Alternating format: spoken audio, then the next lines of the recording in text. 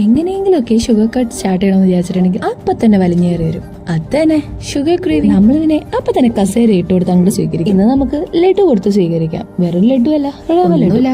ചുമ്മാ ഒരു പാൻ എടുക്കുക, റവ ഇട്ട് കൊടുക്കുക, ഒന്ന് റോസ്റ്റ് ചെയ്തെടുക്കുക. അതിലേക്ക് പഞ്ചസാരയും ഏലക്കയും കൂടി ഇട്ട് അടിച്ച് പൊടിച്ചെടുക്കാം. ക്യാമറ ഓഫ് ചെയ്തിട്ട് ഇത് മൊത്തം അതിലേക്ക് ഇട്ട് ഒന്ന് പൊടിച്ചെടുത്തിട്ട് ഇപ്പൊ വരാം. ഇനി നമുക്ക് കുറച്ച് നെയ്യ് എടുത്ത് മുന്തിരി കൂടി ഇട്ടെടുത്ത് ഒരു മിനിറ്റ് അവിടെ വരത്തട്ടെ. മുന്തിരിയും കൂടി ഇട്ട് നന്നായിട്ട് ഫ്രൈ ചെയ്തെടുത്ത് നമ്മൾ നേരത്തെ ഫൈനായിട്ട് പൊടിച്ച പൊടിയും കൂടി ഇട്ട് ഒന്ന് നന്നായിട്ട് ഇളക്കി മിക്സ് ചെയ്ത് കൊടുക്കാം. ഇനി വേണമെങ്കിൽ കുറച്ച് പാലും കൂടി ഒഴിച്ചു കൊടുക്കാം. ഇനി നന്നായിട്ട് അതിനെ മിക്സ് ചെയ്ത് കൊടുക്കാം.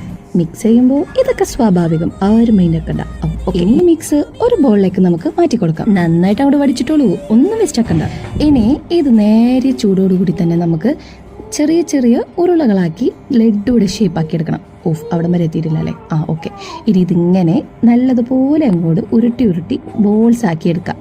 ഇപ്പൊ ലഡുവിന്റെ ഷേപ്പ്. നാളെ എന്തായാലും ഞാൻ ഷുഗർ കട്ടിലായിരിക്കുള്ളൂ കേട്ടോ.